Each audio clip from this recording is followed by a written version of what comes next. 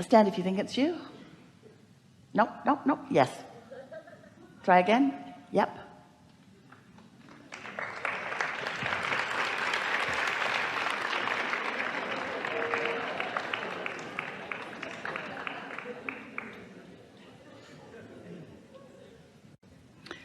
Evidence of alignment or trying too hard? What is it? Trying too hard. You know it. I do. We liked it anyway. Nothing wrong with faking it till you make it, except that it never works. You know, I got caught up in that trap of faking it till you make it. It's all right. Early in my life, It's all right. I read a book by Vincent Peale, I think it was, about you can choose to be happy, and I chose to be happy, and I took it way too far, and I spent a good part of my life. Here's the distinction, and now we can talk about it now that we've talked about so many other things. The thing about choosing to be happy, and here's the distinction: happy chooses you. That's getting out ahead of it. When you're out ahead of it, then the happy thought just is in your mind and you're just happy. But if you're not happy and you're trying to choose the happy thought, it's harder to do. Can you feel the distinction? Be as happy as you can be and let that be enough, and then be as happy as you can be and let that be enough. And you know, your inner being loves every bit of whatever you are. It's just other people that have kind of got you confused about that, you see. Yeah, your teaching has allowed me to fall in love with myself. I didn't used to like myself too much. And these days I love myself. Yeah, well, with good reason. With good reason. So that's what you've come to give us. What more do you want here? I could use a little help with the practicability. My wife and myself, as a matter of fact, she's brought me to you first many years ago. She was one of my better friends, and I was a pretty unpleasant man back then. And remember, she brought you and said, "Fix him, please." No, yeah. But she brought me to when your seminars was my introduction to you, and it turned out to be a disaster, but it was probably one of the best disasters of my life. And I felt like I'd lost this best friend, and I was really scared.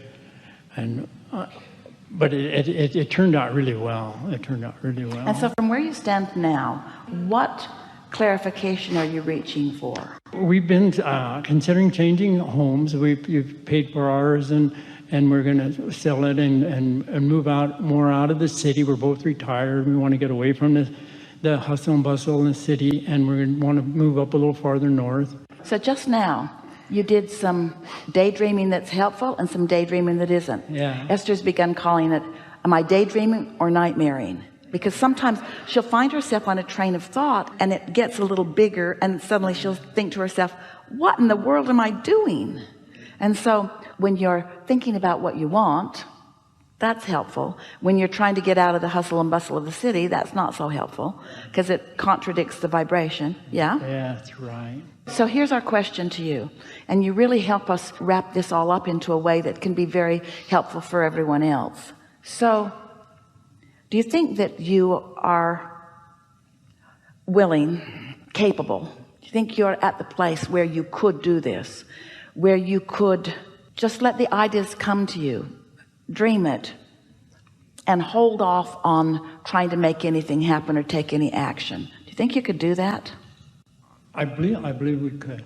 I really do. The reason we ask is because, and here's the distinction, if you've really got the hang of dreaming, then you're happy right where you are, and it just gets bigger and bigger until you can't help but move into an even more pleasing place. But if you don't have the hang of that and you're trying to fix something that isn't quite right, then you keep dragging that other stuff into it and wanting to take action too soon. Can you feel the distinction? If what you're looking for is a better feeling place to live, then isn't what you're really looking for is just a better feeling place?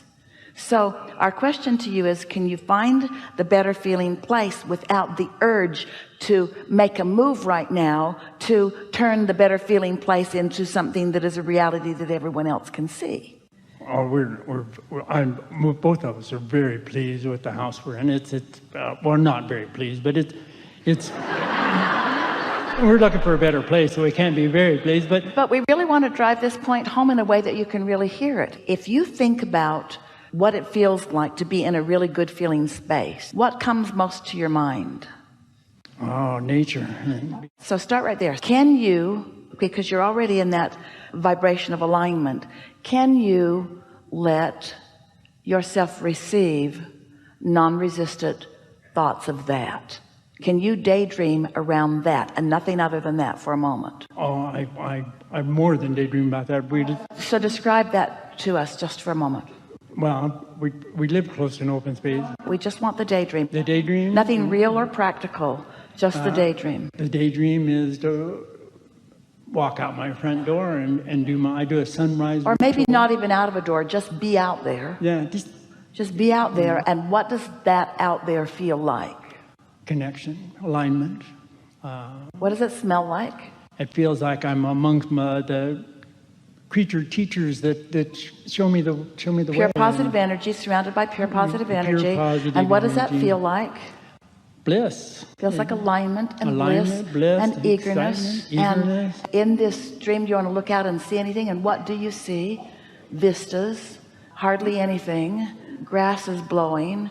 Maybe a critter over there and a critter over there. Lots of critters.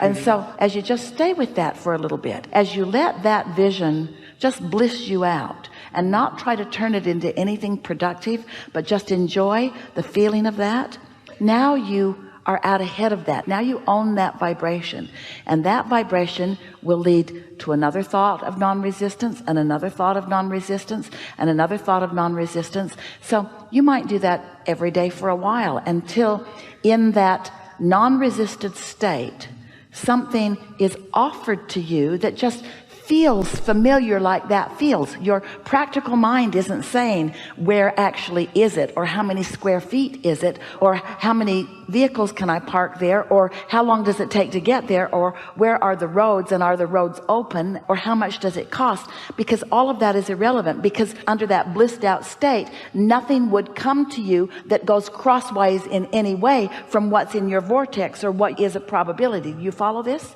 If you can trust that the easiest thought, which was the one of nature and really nothing else, if you can trust that that thought is enough because of the vibration that it produces within you, and so you are out ahead of it with your vibration, that out ahead of it vibration will bring all of the other details and you will recognize them when you see them. Can you hear that? But if you try to find them before they just come to you, if you try to find them from the place of not knowing where they are, then you get crossways of it, and then it gets hard again, and then it slows everything down. Following? Sound just like my wife. So there lies the problem. Is let's not nightmare. Even if it's for fun, let's not even do it a little bit, not even for fun. Yeah, it's not a problem. But my question is about the.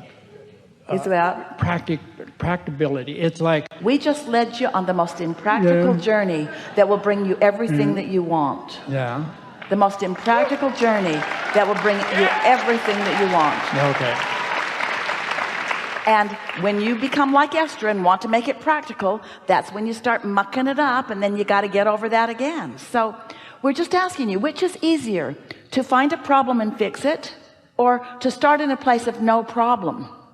Which is easier? And do you believe that you can start in a place of no problem? You really can. You really can. Your vortex is so magnificent, and your inner being and all of us are all over it, and we've seen it and experienced it, and we know it, but you can't know what we know completely, because we've been non-resistant for so long that we can see the exact precise path of least resistance that you will follow. But if we told you even a little bit of it, you'd get off on a wild goose chase. If we told you that you can be or do or have anything that you want, money would come into your mind and you would kill the dream. If we told you that the perfect place has already picked you out and that your inner being will guide you right to it, not in the fastest way, but in the most satisfying way, We've enjoyed this interaction more than our words can explain to you.